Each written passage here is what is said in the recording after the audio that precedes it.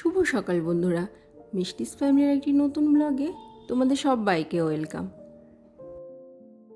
আশা করছি তোমরা সবাই ভালো আছো, আর আমরাও মোটামুটি ভালোই আছি।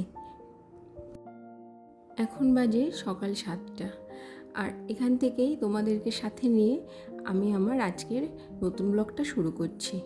তোমরা অবশ্যই ব্লগের সঙ্গে থেকো। সকালে ঘুম থেকে ওঠার পর ব্রাশ করে ফ্রেশ হয়ে এখন চলে এসেছি বাসি নাইটিটা চেঞ্জ করে ঠাকুর প্রণাম করতে। আর তার আগেই তোমরা দেখলে যে সব ঘরে জানলা টালনাগুলো খুলে দিলাম। এখন বারান্দায় যে জামা কাপড়গুলো ছিল সেগুলো তুলে নেব, কেননা এখন ঘর বারান্দা সব ঝাড় দেবো, তো তাই। আমার এই যে বারান্দার স্পেসটা দেখছো, এটা জানো তো মানে আমার যে বেডরুমটা আমার বিয়ের পরে রেডি করা হয়েছে। আমি বিয়ের পরে একটা অন্য রুমে থাকতাম।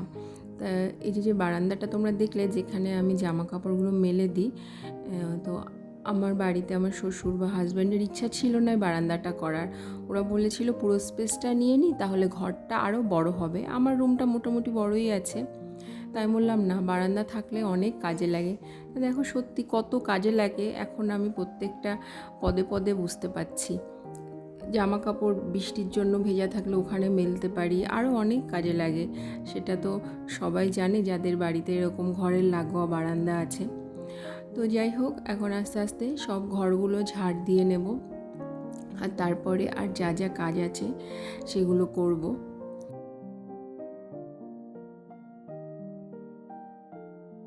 প্রতিদিন সকালে এই সমস্ত ঘর বারান্দা ঝাড় দিতে না অনেকটা সময় কেটে যায়। আমার একটা হেল্পিং হ্যান্ড আছে, উনি ঘর মুছে দিয়ে যান আর বাসনগুলো ধুয়ে দিয়ে যান। তাও সব বাসন না, দুপুরে খাওয়ার বাসনটা আর সকালে তো যে বাসনগুলো হয় সেগুলো আমরাই ধুয়ে নিই। তো ঘরটা ঝাড় দেওয়ার দায়িত্ব আমার। তো এটা করতে না অনেকগুলো ঘর তো অনেকটা সময় কেটে যায়। তো তারপরে চলে এসেছি এখন বিছানাটা গুছিয়ে নিতে। আজকে রবিবার, আর আজকে রথও আছে, মানে রথযাত্রা। রবিবার বলে সবাই বাড়িতে আছে, সবার ছুটি। সকালের দিকে কিছুটা কাজ করার পরে চা বিস্কুট আর একটু আমন্ড বাদাম এগুলো খেয়ে নিলাম, কারণ অনেকটা সকালে উঠেছি তো, তারপরেই এটা সেটা করতে করতে অনেকটা সময় পেরিয়ে গেছে আর খিদে পাচ্ছিল, তাই একটু খেয়ে নিলাম। খাওয়ার পরে এখন আবার কাজে লেগেছি। আমার বেডরুমের এই সমস্ত জিনিসগুলো আমি তো রেগুলার ডাস্টিং করে থাকি। একদিন দুদিন মিস গেলে খুবই খারাপ অবস্থা হয়ে যায়, মানে আরও কালো কালো জিনিস তো, ব্ল্যাক কালার, ওর জন্য ওর ওপর না ধুলোটা জমলে যেন বেশি বোঝা যায়। তো এখন এগুলো একটু করে নিলাম। আর দেখো, আজকে একটা নতুন জিনিস তোমাদের সঙ্গে শেয়ার করছি। আমার কাছে নতুন, জানি না তোমরা কি ইউজ করো কি না। এই যে এটা আমি অনলাইন কিনেছি। এই যে শাটারের এখানে যে চ্যানেলগুলো হয় না, মানে কাঁচের জানলার চ্যানেলগুলো, এর মধ্যে তো এত ধুলো বালি জমে, সেটা পরিষ্কার করা খুব মুশকিল। তো আমি সেদিন অনলাইনে জিনিসটা দেখে অর্ডার দিয়েছিলাম, কালকে এসছে। তা আজকে সেটা দিয়েই ক্লিন করছি। সত্যি খুব ভালো পরিষ্কার হয়েছে। আসলে এটা নিয়ে না খুব সমস্যায় ছিলাম যে কীভাবে পরিষ্কার করব। কোনো কাপড় বা কোনো ন্যাকড়া দিয়ে পরিষ্কার করলে না অতটা ভালো পরিষ্কার হতো না। আর আমার জানলার সাইডে যে অনেকগুলো গাছ আছে তো, ওই জন্য না প্রচুর পরিমাণে নোংরা জমতো। যাই হোক, জিনিসটা খুবই উপকারী, আমার অনেক কাজে এসেছে।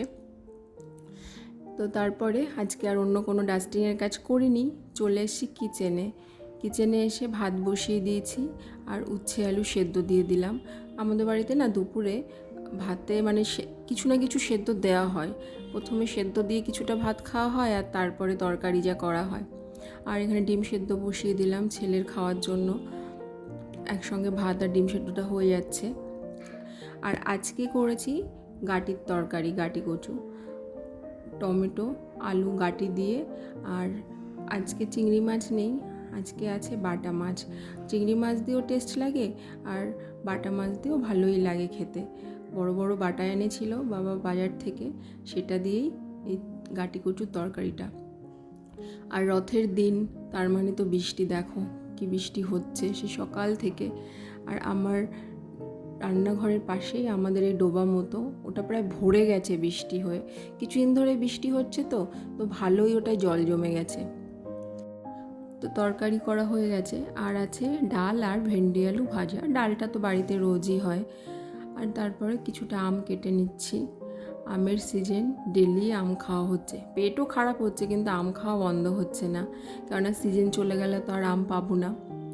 তারপর রান্নাঘরে টুকিটাকি কাজ ছিল, ওগুলো করার পরে চলে এসেছি। আসার পরে এখন ছেলেকে স্নান টান করিয়ে দিয়েছি। এরপরে আমি স্নান করতে যাব। আজকে আর কাছাকাছির কাজ কিছু করব না, কেননা বৃষ্টি হচ্ছে তো জামা কাপড় মেলে দেওয়ার খুব ঝামেলা। স্নান টান করে চলে এসেছি। আজকে একটু চুলে শ্যাম্পু করেছিলাম। বর্ষাকাল না, এত চুল পড়ছে সেটা বলার মতো না। আমার এটা হয় প্রতিবারই, বর্ষাকালে প্রচুর চুল আমার ঝরে যায়, তা আবার সেগুলো হয়, সে চুলগুলো আবার গজায়, সেজন্য সমস্যা হয় না।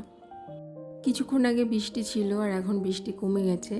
আর আমার বাড়ির পাশ দিয়ে না প্রতি বছর এই রথটা যায়, অনেক দূর থেকে এই রথটা আসে।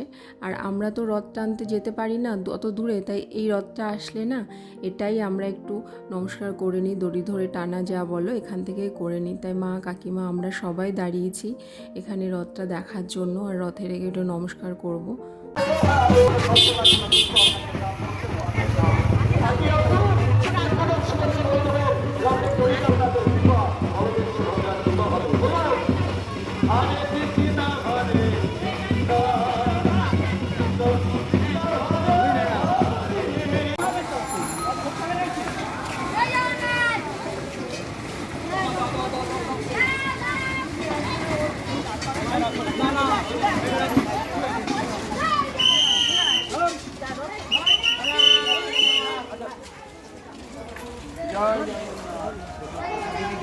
সাইকেলটা বাইকটা বেরিয়ে আমরা জিরোটা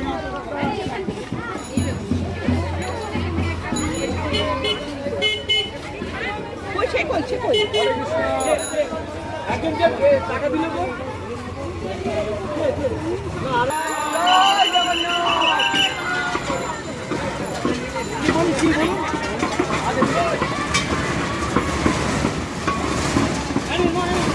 জনি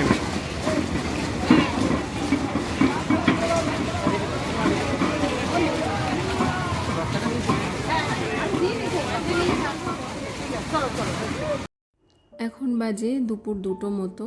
তো রথের ওখানে রথ দর্শন করে চলে এসেছি আবার রুমে। এখন ছেলেকে খাওয়াচ্ছি, ওকে খাইয়ে দায়ে ঘুম পাড়িয়ে দেব, তারপরে গিয়ে আমি আর আমার হাজব্যান্ড খাবো। আবার তোমাদের সঙ্গে দেখা হচ্ছে সন্ধ্যাবেলা।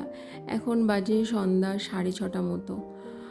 আমাদের এখানে বারুইপুরে খুব বড় রথের মেলা হয়, মানে এটা অনেক পুরনো। মানে আমার শাশুড়িমার কাছে গল্প শুনেছি যে ওনার ছোটোবেলায় উনি এই রথের মেলায় যেতেন, তাহলে বুঝতেই পারছো বারুইপুর রাস মাঠের ঐতিহ্যবাহী রথের মেলা। তা প্রতি বছরই সেখানে যাওয়া হয়। সকালের দিকে বৃষ্টি ছিল, দুপুরেও বৃষ্টি ছিল, কিন্তু বিকালের দিক থেকে না ওয়েদারটা খুব ভালো হয়ে গেছিলো, সেজন্য ছেলে আর বরকে নিয়ে রেডি হয়ে চলে এসেছি সে রথের মেলায়। দেখতেই পাচ্ছ কি মারাত্মক ভিড়। আর এটা অনেকটা বড় মাঠ, পুরো মাঠ জুড়ে এখানে 15 দিন মেলাটা থাকে, মানে উল্টো রথের পরেও আরও 1 সপ্তাহ মেলা থাকে। তা চলে এসেছি ওই মেলাতে।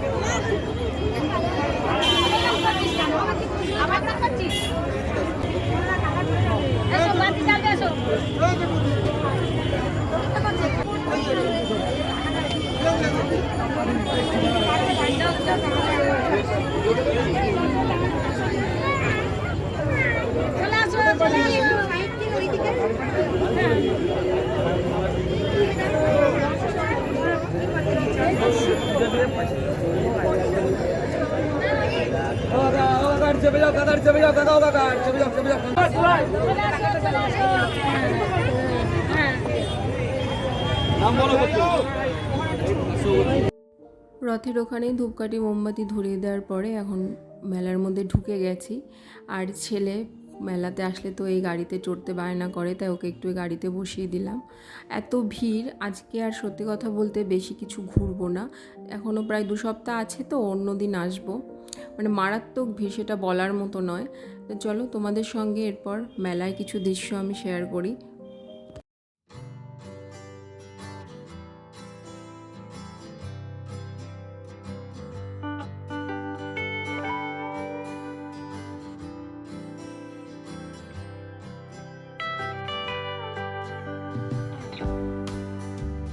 কিছুটা ঘোরার পর এখন চলে এসেছি এখানে কুলপিটা খাবো। এটা না খেতে দারুণ লাগে, আর এত গরম লাগছিল, এটা খেলে অনেকটাই মানে কি বলবো গরমটা রিলিফ হবে। তো এখানে দাঁড়িয়ে আমি, ছেলে আর হাজব্যান্ড এটা একটু খেয়ে নিলাম। আর তারপরে চলে এসেছি জিলিপির দোকানে। মোটামুটি মেলায় একটু ঘুরে নিয়েছি, আজকের মতো আর ঘুরবো না। আর মেলায় আসলে জিলিপি কিনবো না সেটা কি হয়, তাই বাড়ির জন্য অনেকটা জিলিপি নিয়ে নিলাম। বাবু ওখানে হাত দিও না।